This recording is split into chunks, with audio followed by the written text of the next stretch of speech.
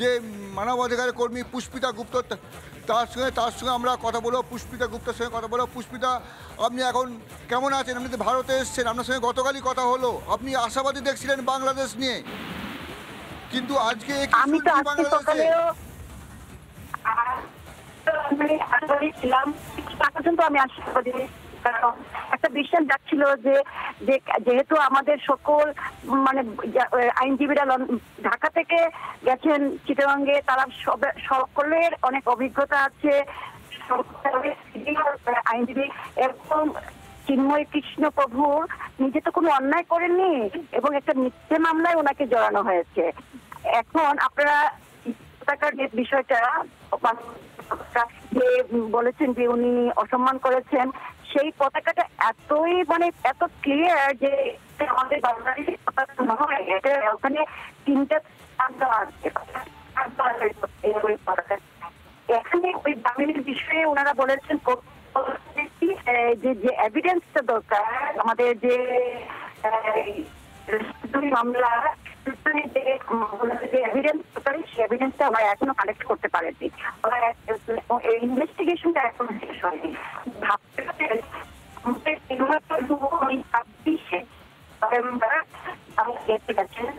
জেলে আটক রাখা হয়েছে, তার ভিতরে 2 বার আমরা এবার নিয়ে 3 বার আমরা করে উঠেছি এবং এখনো ওনাদের ইনভেস্টিগেশন চলছে। এখন ওনারা কোনো কি যদি একজন যদি অপরাধী হতেন তাহলে ওনার অপরাধটা একদম সহজ হতো। এখন যে সবাইটা নাম সেটা হচ্ছে মামলা দিয়ে এবং সেটাকে একটা নাটকীয় অনেকগুলো এভিডেন্স ওনারা জানাবে, এটা হচ্ছে ওনাদের এটা একদম পরিষ্কার। আপনারা যদি ভিডিও দেখেন, ভিতরে যদি ভিডিওগুলো দেখেন, ওখানে মনে হচ্ছে যে জাস্টিস ওনারা বলছেন, লয়ার বলছেন, ওনারা পাস নিয়ে কোর্টে ঢুকেছেন। জাজের সামনে যখন আমরা যাই, আমরা সত্যি কথা বলি, কোর্টে তো আমাদের সত্যি কথা বলতে হয়, তাই না? সেখানে মানে কোর্টে যাচ্ছি, এটাতে জঙ্গিরা সমস্ত দিক থেকে বাংলাদেশকে ঘিরে রেখেছে।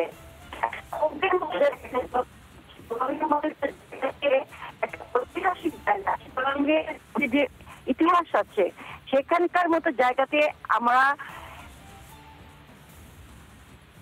জঙ্গিরা একদম ধরে বসে এবং আমার প্রভুকে আজকে জামিন দিতে কিন্তু আমরা এই আন্দোলনে যে আমরা আছি, আমরা ভারতে এসেছি, তা আমরা কিন্তু এই আন্দোলন আমরা বন্ধ, আমরা জানি উনি নির্দোষ, আমরা জানি ওনার কোনো অপরাধ নেই এবং রাখা হয়েছে। যতদিন পর্যন্ত মুক্তি না পাচ্ছেন আমাদের আন্দোলন চলবে। আপনাদের মাধ্যমে আমাদের বাংলাদেশের যারা যোদ্ধারা আছেন, আমাদের সহযোগিতা আছেন, আমাদের ভাইবোনেরা আছেন, আমাদের মানুষরা আছেন, যারা আছেন সবাইকে বলতে আপনারা ছাড়বেন না, আপনারা আন্দোলন করুন, আমার কাছে আমরা আছি এবং যতদিন পর্যন্ত চিন্ময় প্রভু মুক্তি না পাচ্ছেন আমাদের আন্দোলন চলবে এবং সেটা যদি আমাদের অনেক দূর পর্যন্ত যেতে হয় আমরা সেই দূর পর্যন্ত যাব। চিন্ময় প্রভু আমরা মুক্তি। ধন্যবাদ পুষ্পিতা ম্যাডাম। যেটা কথা উনি বললেন, আন্দোলন চালিয়ে যাবেন যত দূর পর্যন্ত যেতে হয়, তত দূর পর্যন্ত যাবেন। চিন্ময় কৃষ্ণ দাস যে আগুন জ্বেলে দিয়েছে বাংলাদেশের মধ্যে, হিন্দুদের মনের মধ্যে এগিয়ে যাওয়ার, বেঁচে থাকার যে আগুন জ্বেলে দিয়েছে, কৃতদাস হয়ে আর বাঁচব না। বাংলাদেশ তার জন্মভূমি, বাংলাদেশ জন্মভূমি স্বর্গাদপি গরীয়সী, জন্মভূমি হচ্ছে স্বর্গাদপি গরীয়সী। সেই জন্মভূমির জন্য লড়াই করে যাবে বাংলাদেশের হিন্দুরা, বাংলাদেশের জন্য লড়াই করে যাবে, যতই ওটাকে মগের মুলুক করার চেষ্টা করুক কেন।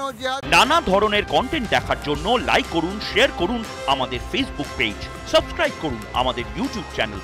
পাশাপাশি অন্যান্য ব্রেকিং নিউজের জন্য অবশ্যই চোখ রাখুন রিপাবলিক বাংলায়।